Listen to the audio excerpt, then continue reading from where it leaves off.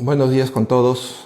En esta nueva realidad que nos toca vivir en estos momentos, agradezco la oportunidad de poder acercarme a cada uno de ustedes en apoyo al programa Tu Salud Primero. En esta oportunidad vamos a tocar el tema de incontinencia urinaria, un tema que han solicitado mucho a través de las redes sociales y considero que es sumamente importante poder diagnosticar y tratar de manera adecuada. Aquí tengo algunas preguntas que ya han sido alcanzadas de manera previa a través de la red y quisiera mencionárselas con intención de poder ir desarrollándola a lo largo de toda esta exposición.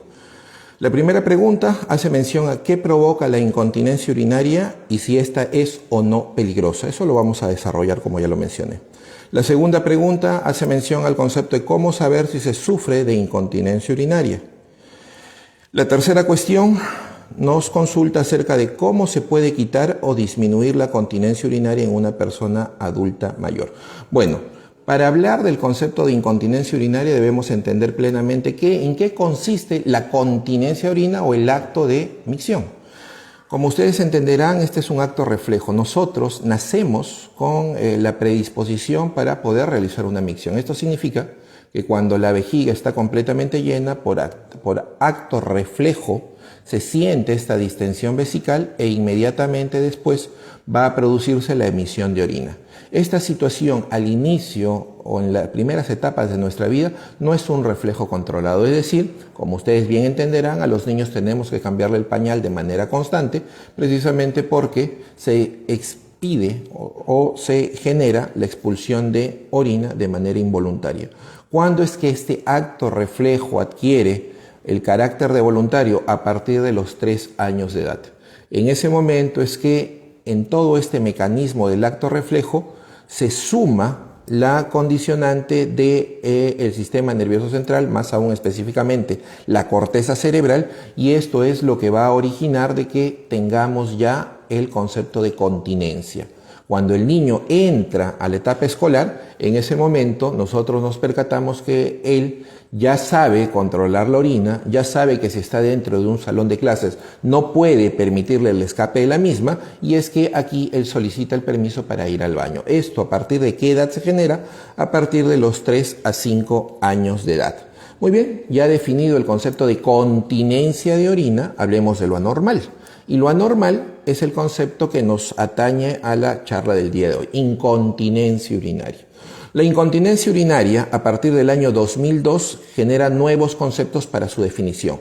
El primero de ellos, cualquier escape de orina sin cuantificar la cantidad de la misma, siempre que genere alteración tanto en el ámbito médico, personal o social del paciente, debe ser catalogado como una enfermedad. No importa que se escape una gotita o que se escape 1 litro de orina. Lo importante es que esta cantidad de escape de orina impida al paciente su desarrollo bajo los conceptos habituales por los cuales se desenvuelve, como por ejemplo, si yo, un paciente que tiene escape de orina, comienzo a oler que esto es algo desagradable y por ende ya no salgo a reuniones sociales, ya no tengo reuniones con amigos, mi actividad sexual se ve postergada o relegada, si yo presento ya cambios en la situación laboral, esto es más que suficiente para ser diagnosticado como incontinencia urinaria. A partir del año 2008, incluso esta definición se hace un poco más aguda, es un poco más precisa. ¿Qué es lo que se determina a partir del año 2008? Con que basta un solo episodio de incontinencia urinaria para ser catalogado como enfermedad. Es decir, no deberíamos tener ni una sola vez escape de orina porque esta condición ya se genera como una patología. El siguiente punto en cuestión es hablar acerca de la epidemiología y en relación a eso diremos que la incontinencia urinaria es una condición bastante frecuente, sobre todo en población adulta mayor. Se dice que en una sociedad alrededor del 5 al 15% de la población debe experimentar escape de orina de manera involuntaria. Y es más, si nos abocamos a hacer este conteo en una población mucho más precisa, como por ejemplo las casas de reposo, diremos que alrededor del 50% de las personas que se encuentran en dichas casas de reposo van a presentar episodios de incontinencia urinaria. De otro lado, la incontinencia urinaria es una condición que se genera con mucha mayor frecuencia en el sexo femenino frente al varón. La mujer puede sufrir 2 veces más, de manera más frecuente, estos episodios de incontinencia urinaria en relación a el sexo masculino. A su vez, esta clasificación para la incontinencia urinaria ha sido discutida múltiples veces e incluso tenemos algunos conceptos por los cuales nosotros podemos determinar si esta incontinencia urinaria es leve, moderada o severa. A grosso modo, ¿cómo podríamos catalogar esta situación? Si un paciente tiene incontinencia al momento de toser, reír, saltar, diremos que esta es una incontinencia urinaria leve. Esta se presenta prácticamente en el 50% de los pacientes que vemos en consulta externa. Si nosotros encontramos pacientes que presentan incontinencia urinaria al momento de caminar, y más aún, si este deambular es rápido, diremos que es una incontinencia urinaria moderada. Promedio, 25% de los pacientes que acuden a la consulta mencionarán tal complicación. Y solo el 25% de pacientes van a demostrar una incontinencia urinaria severa. Este paciente va a experimentar escape de orina, sobre todo solo con el hecho de pararse o mantenerse de pie. Estos son los casos más severos de tratar. Con relación al punto de incontinencia urinaria mencionaremos lo siguiente: los factores de riesgo. ¿Quiénes son los que tienen mayor predisposición a sufrir episodios de incontinencia urinaria? Muy bien, acá mencionaremos que el género es un factor importantísimo, y esto debido a el tramo corto de uretra con el que cuentan las mujeres. La uretra femenina corresponde más o menos solo a 3 o 4 centímetros de la última parte del tracto urinario. Como ese tramo es sumamente corto, evidentemente es más difícil contener la orina. Otro factor de riesgo es el factor etario, la edad. La edad es un factor importantísimo en relación al concepto de incontinencia urinaria. Cuanto más años tenemos, se produce mayor cantidad de atrofia a nivel de la musculatura pélvica, y esto trae como consecuencia mayores índices de incontinencia urinaria. El otro factor, la etnia, es un factor también importantísimo. Se ha demostrado durante varios estudios que evidentemente la incontinencia urinaria, que afecta en mayor cuantía al sexo femenino, también lo hace con mayor cantidad a los casos de mujeres de etnia aria o raza blanca, si quieren entenderlo así, frente a la etnia afroamericana. Otro factor de riesgo es el factor de riesgo de peso. Cuanto más peso tengamos, evidentemente eso implica mayor estrés sobre los músculos del área pélvica, y por ende la vejiga y los órganos pélvicos pueden cambiar de posición. Esto es algo que se conoce como distopia o prolapso. Otros factores de riesgo están relacionados al concepto de paridad, es decir, al número de hijos que tenemos, así como también al concepto del procedimiento que se genera en relación a la concepción. La paridad, por ejemplo, se ha determinado en múltiples estudios que las mujeres que no tienen hijos es probable que solo presenten incontinencia urinaria en el 10% de los casos. Aquellas mujeres que han tenido un solo hijo, pero este ha nacido producto de un procedimiento quirúrgico como la cesárea, solo van a experimentar incontinencia urinaria en el 15% de los casos. Cosa completamente distinta cuando la gestación como tal culmina en un procedimiento de parto eutóxico, es decir, un parto vaginal, con todo el traumatismo obstétrico que esto puede conllevar. Aquí la posibilidad de que esta mujer termine con incontinencia urinaria se eleva al 25%. Y es más, conforme más partos eutóxicos o más partos vaginales tenga la fémina, es mucho mayor la probabilidad de generar incontinencia urinaria en el futuro. Otros factores de riesgo también importantes son la macrosomía del niño. Cuando el niño nace pesando más de 4 kilos, esto evidentemente implica un mayor trauma obstétrico y mayor posibilidad de incontinencia urinaria futura. Otros estudios actuales han delimitado también que el diámetro o la circunferencia con la que se presenta el niño en el canal del parto también es un factor importantísimo para la probable incontinencia urinaria futura en la madre. Se dice que diámetros cefálicos mayores de 38 centímetros son un factor de riesgo futuro para que esta madre asuma características de incontinencia urinaria. Muy bien. Ahora vamos a hablar de algunos tipos de incontinencia urinaria bastante importantes. Y lo principal para poder determinar incontinencia urinaria y cómo lo vamos a manejar es definir el tiempo con el cual el paciente viene aquejando la enfermedad. Se dice que si esta enfermedad tiene menos de 4 semanas de presentación, estamos frente a una incontinencia urinaria de característica transitoria. Hay algo en estas últimas semanas que está originando básicamente los episodios de incontinencia urinaria. Y como es algo agudo, generalmente es algo fácil de manejar. Es más, incluso los episodios de incontinencia urinaria transitoria deberían ser atendidos en centros hospitalarios de primer nivel. Para aquellos cuadros que ya tienen factores de riesgo mucho más complicados o que superan las 4 semanas, estas evidentemente deberían ser referidas al especialista. ¿Qué otros factores de riesgo más hacen que este médico de atención de primer nivel o un médico no especialista en el manejo de incontinencia urinaria deba referir el paciente para el manejo por un especialista? Básicamente son los siguientes, colegas. Si ustedes encuentran un paciente que tiene incontinencia urinaria con dolor, hematuria recurrente, sangre a cada rato, infecciones urinarias repetitivas, incontinencia urinaria total, es decir, la pérdida de la sensibilidad vesical es total, como vuelvo a recalcarlo, no se siente en el momento en el que la vejiga está llena y la incontinencia es permanente, esos son criterios para derivar de una vez al paciente para manejo por especialista. ¿Qué otros criterios más obligan a que este paciente deba ser referido de manera inmediata a un hospital de mayor nivel de complejidad? El hecho de que el paciente haya fracasado a un tratamiento médico previo para el control de la incontinencia urinaria. Si yo estoy dando medicación durante 1, 2, 3, 4 semanas y no se evidencia una mejoría clínica aceptable, el paciente debe ser referido a un nivel de atención superior. Otro factor de riesgo también importantísimo es el hecho de que el paciente cuente con tratamientos de radioterapia previa en la zona pélvica. Esto puede alterar la musculatura pélvica, puede alterar la conformación del esfínter urinario y por ende estamos frente a cuadros bastante más severos para tratar en relación al concepto de incontinencia urinaria.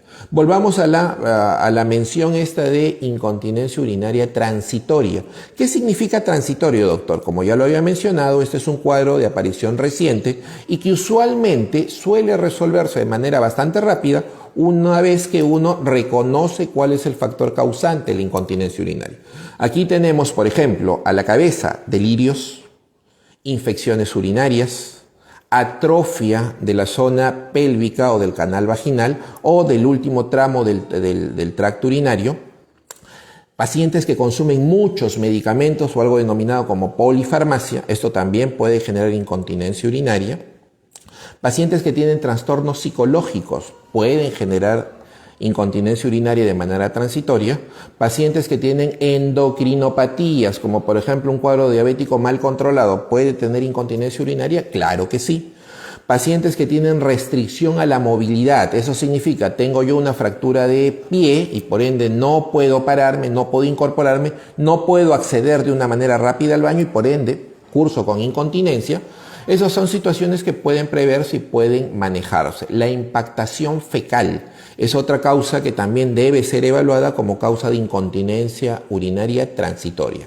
Resuelto estos conceptos, el cuadro de incontinencia urinaria suele desaparecer. De otro lado, existen sí cuadros de incontinencia urinaria más compleja, de incontinencia urinaria más constante y que evidentemente van a superar de largo estas 4 semanas. Estos son los pacientes que idealmente deberían acudir a una consulta especializada para poder recibir un tratamiento adecuado. Aquí tenemos, por ejemplo, el concepto de incontinencia urinaria de esfuerzo. ¿Cuándo se produce esta situación, doctor? Cuando yo genero incontinencia tras, por ejemplo, toser, saltar, correr, pujar, allí es cuando se me escapa la orina.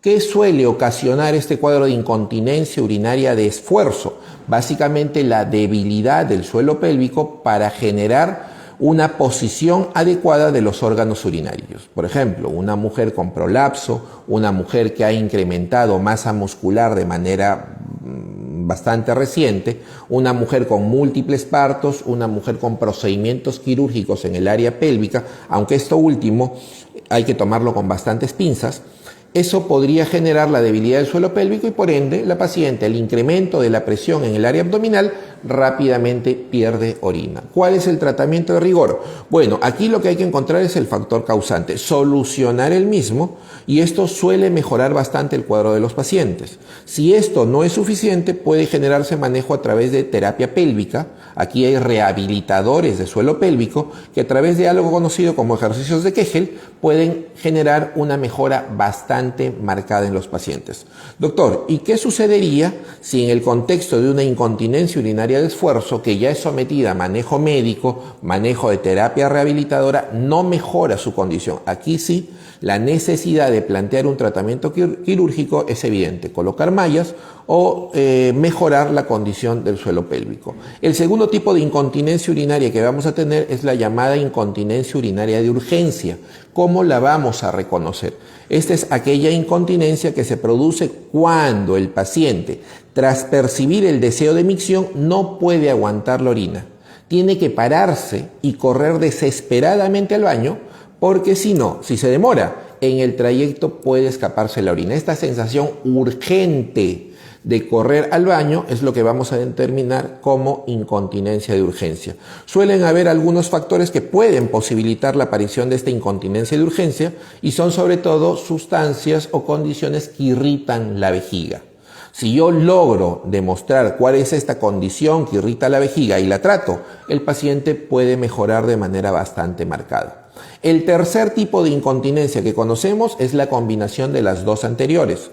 Esta es determinada como incontinencia urinaria mixta, es decir, hay componente de incontinencia urinaria de esfuerzo e incontinencia urinaria de urgencia. El 34% del universo de pacientes con incontinencia urinaria obedecen precisamente a esta combinación, la incontinencia urinaria mixta. Y como se entenderá, el tratamiento depende de cada una de las condiciones. Hay que tratar la incontinencia urinaria de esfuerzo, así como también la incontinencia urinaria de urgencia.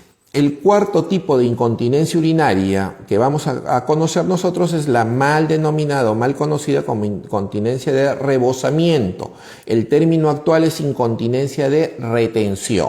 Tengo yo, por ejemplo, un cálculo que está enclavado al final de la vejiga, un tumor en la uretra, un tumor de próstata, un paciente con hiperplasia prostática benigna. Cualquier condición que obstruya la salida de la orina lo que va a generar es retención de orina. Esta vejiga no es un órgano que va a poder almacenar orina de manera indefinida, en algún momento se va a llenar.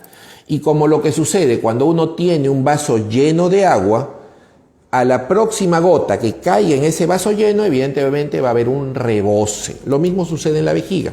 El riñón sigue produciendo orina, no se da por enterado de que no hay manera de evacuar la vejiga y ante la persistencia de la producción de orina, en algún momento esa orina tiene que salir. El tratamiento, como ustedes entenderán, es el tratamiento de la causa obstructiva. Si tiene cálculos, tengo que sacar el cálculo. Si tiene próstata, tengo que solucionar el problema de próstata. Si tiene un cáncer de vejiga, tengo que solucionar el problema que está generando obstrucción. Y esto suele mejorar bastante el cuadro. El quinto tipo de incontinencia que vamos a conocer nosotros es la incontinencia urinaria total. Hasta ahora, todas las incontinencias que yo he mencionado en el paciente van a generar sensación de que la vejiga tiene orina. El siguiente tipo de incontinencia que voy a mencionar tiene una particularidad extrema y es que va a venir la paciente, y en eso quiero ser sumamente claro, siempre es de género femenino. Entonces, va a venir la paciente a la consulta y me va a mencionar: doctor, yo en ningún momento percibo que mi vejiga está llena. Yo no tengo deseos de orinar. Sin embargo, cuando veo la ropa interior o incluso el pañal, me doy cuenta que este está completamente mojado de orina. Lo que está pasando es que se está disponiendo o se está derivando la orina directamente desde la vejiga hacia la vagina. Esto se genera a través de una fístula vésico-vaginal. Hay una comunicación anómala entre la vejiga y la vagina. Una vez que la orina llega a la vagina, no hay manera de detenerla. Esta fístula vésico-vaginal requiere de tratamiento quirúrgico siempre. La única manera de solucionar este problema cuando es lo suficientemente marcado es el tratamiento quirúrgico. Para fístulas vésico-vaginales pequeñas, podría optarse por tratamiento hormonal para que mejoren la condición de irrigación de la zona lesionada y eso facilitar la cicatrización. Otro tipo de incontinencia urinaria es la que vamos a conocer como enuresis. Esta condición por la cual usualmente los niños suelen orinarse solo en el horario nocturno, mojan la cama solamente en la noche. Aquí existen dos condiciones: la enuresis primaria, que es un déficit hormonal y como tal debe ser resuelto a base de tratamiento hormonal, y la enuresis secundaria es una condición en la cual el niño logró tener una continencia de orina adecuada, pero tras haberse visto sometido a algún trastorno generalmente de índole psicológica, como por ejemplo la separación de los padres, el niño vuelve nuevamente a mojar la cama. ¿Cuál es el tratamiento de rigor en esta condición? Aquí el tratamiento hormonal no va a surtir efecto, lo que hay que corregir es el trastorno psicológico de base que está originando esta alteración. Finalmente, también conocemos otros tipos de incontinencia urinaria, la funcional, que se genera cuando tenemos alteraciones en respecto a la movilidad del paciente y por eso no puede llegar de manera adecuada al baño. Y las últimas incontinencias, que son algo extrañas, algo bastante peculiares, son la incontinencia urinaria asociada al concepto de coito y al concepto de risa. Bueno, creo yo que con esto hemos dado datos importantes con respecto al manejo de la incontinencia urinaria. ¿Qué es lo que podría añadir finalmente? De que todo episodio de incontinencia urinaria que pueda generar alteración personal, emocional, social en el paciente debe ser evaluado por un especialista. Y para ello, ustedes nos ayudarían muchísimo si pueden venir a la consulta con algo que se conoce como diario miccional. Es decir, apuntan en un cuadernito en qué episodio o en qué momento se produce la incontinencia urinaria, más o menos cuánto de orina es lo que se pierde y los horarios en los que se está produciendo esta pérdida de orina. Muy bien, creo yo que no me queda más que agradecer por su atención y los espero ver en una próxima oportunidad. Gracias.